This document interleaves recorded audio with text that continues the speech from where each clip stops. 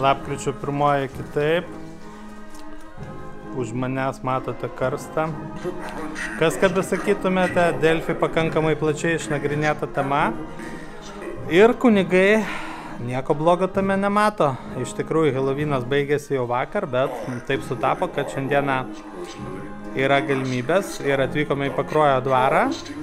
Jų renginys vadinasi Piknikas gyviesiems ir mirusiems. Tai pikniko vietos kaip ir neradom, bet gausų pakankamai kokybiškų instaliacijų, iš tikrųjų labai netgi kokybiškų instaliacijų.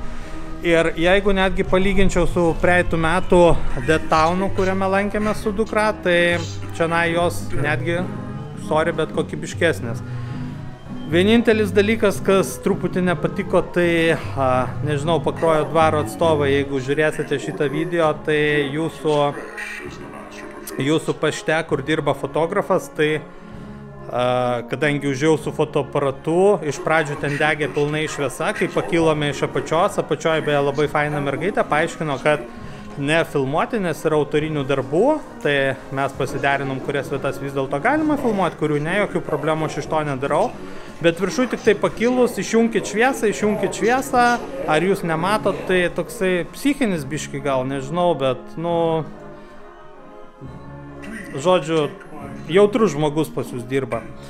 Daugiau ką galėčiau pasakyti, tai keliuose eismas pakankamai intensyvus, matosi žmonės juda, tai atrodo tas kelias nuo Smilgių iki Pakruojo, kur visada būna labai mažai apkrautas, šiandien eismas pakankamai intensyvus. O mes tęsiam kelionę pasižvalgyti po Pakruojo dvaro parengtas ekspozicijas ir pačias ekspozicijas, tai galiu įvertinti pakankamai aukštai ir teigiamai. Tai teisybės dėliai turėčiau pridurti, kadangi pasakiau apie fotografą dirbantį pašte neigiamą savo nuomonę, tai noriu ir pagirti vėlgi Pakruojo dvaro darbuotojai, jeigu žiūrėsite šitą video, tai moteris, kurie prie parko įėjimo budėjo prie tos jūsų gražios senovinės dryžuotos būdelės, tai pasirūpino dėl mūsų parkingo, patarė, atkreipė dėmesį, tai didelis ačiū.